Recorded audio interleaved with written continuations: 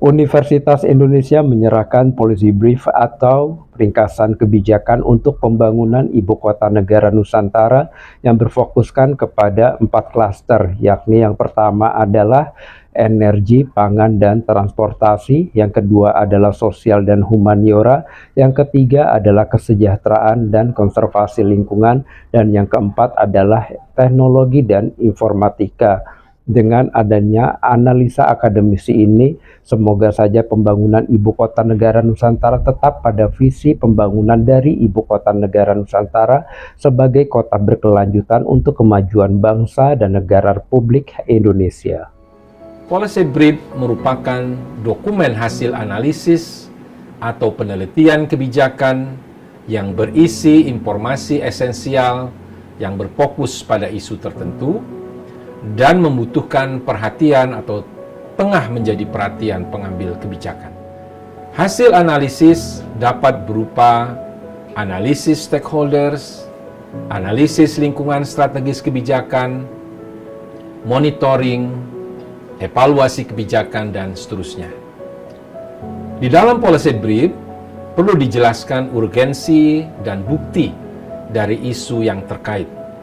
Misalnya, melalui foto-foto orisinil, data terbaru dari institusi, atau sumber ternama dan terpercaya, sehingga dapat meyakinkan pembuat kebijakan dan masyarakat. Di dalam Policy Brief, juga perlu ditawarkan beberapa alternatif kebijakan, dan juga sederetan bukti atau proyeksi yang akan datang, termasuk berbagai konsekuensinya apabila alternatif kebijakan tersebut yang direkomendasikan diambil oleh para pembuat kebijakan.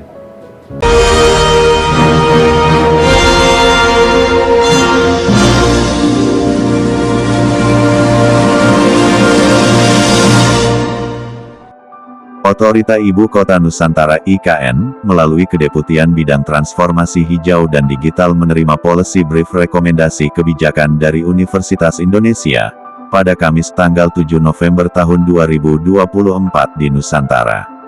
Policy Brief ini berisikan serangkaian rekomendasi kebijakan terkait pembangunan IKN yang berfokus pada 4 klaster utama: energi, pangan dan transportasi, sosial humaniora, well-being dan konservasi lingkungan, serta teknologi dan informatika.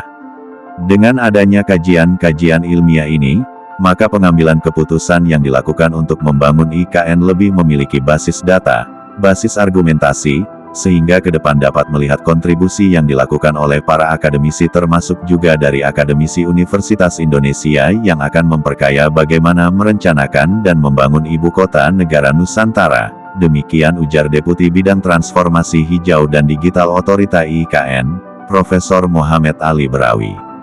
Profesor Mohamed Ali Brawi menjelaskan bahwa pembangunan IKN ditargetkan sampai 2045 dan dibagi dalam 5 tahap dan tentunya membutuhkan pendekatan holistik. Sehingga kajian-kajian yang bersifat multidisiplin tentunya ini akan bermanfaat bagi kami untuk bisa kemudian diimplementasikan ke depannya ini dengan tetap memperhatikan bagaimana proses-proses pembangunan itu tetap berbasiskan kepada data dan fakta yang ada yang sudah diberikan oleh teman-teman akademisi, ujar Profesor Mohamed Ali Brawi.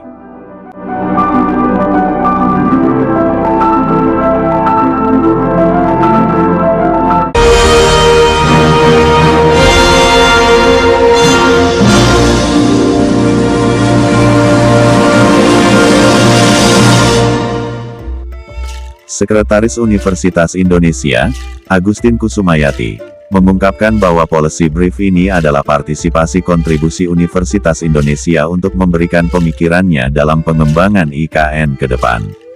Menurut Agustin terdapat total 30 Policy Brief yang dikembangkan secara komprehensif dengan melibatkan para ilmuwan dari berbagai bidang ilmu. Jadi kajiannya adalah kajian yang komprehensif karena multidisiplin. Wakil Rektor Bidang Riset dan Inovasi Universitas Indonesia, Nurtami, menambahkan bahwa bidang-bidang yang diangkat di dalam Policy Brief tersebut antara lain energi, kemudian sosial humaniora, well-being, teknologi informasi, termasuk pangan. Hal itu adalah beberapa di antara yang diangkat di dalam Policy Brief tersebut. Adapun ringkasan dari rekomendasi kebijakan dibagi menjadi 4 klaster sebagai berikut. Pertama, terkait energi, pangan, dan transportasi berfokus pada penciptaan sistem yang efisien dan ramah lingkungan. Di sektor energi, diperlukan strategi yang dapat menjaga stabilitas pasokan serta mendorong penerapan energi terbarukan.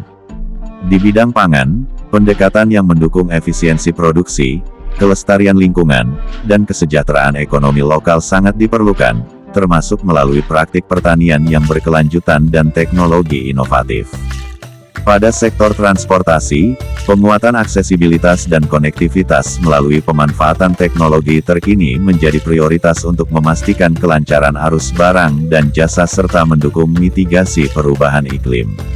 Pendekatan kolaboratif antara pemerintah, komunitas lokal, dan sektor swasta akan menjadi kunci keberhasilan dalam mengimplementasikan kebijakan-kebijakan ini secara optimal di IKN.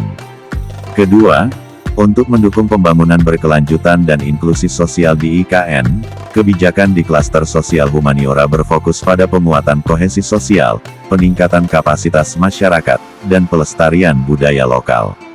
Di bidang sosial, pendekatan yang mendorong partisipasi masyarakat adat, keseimbangan antara komunitas lokal dan pendatang, serta akses pendidikan dan lapangan kerja bagi masyarakat sekitar sangat diperlukan. Pada aspek budaya, penting untuk menciptakan ruang publik yang mencerminkan keberagaman dan mendorong inklusi melalui institusi kebudayaan. Kebijakan juga harus memperhatikan kelompok rentan, seperti perempuan, anak-anak, dan disabilitas, untuk menjadikan IKN kota yang inklusif. Ketiga, kebijakan yang direkomendasikan oleh para peneliti Universitas Indonesia di klaster teknologi dan informatika berfokus pada penerapan teknologi cerdas, pemantauan lingkungan yang terintegrasi, serta kolaborasi lintas sektor. Sistem pemantauan secara real-time perlu diterapkan untuk memastikan transparansi dan akuntabilitas pembangunan. Pengembangan aplikasi layanan publik terpadu juga harus ditingkatkan untuk mendukung efisiensi dan aksesibilitas layanan di IKN.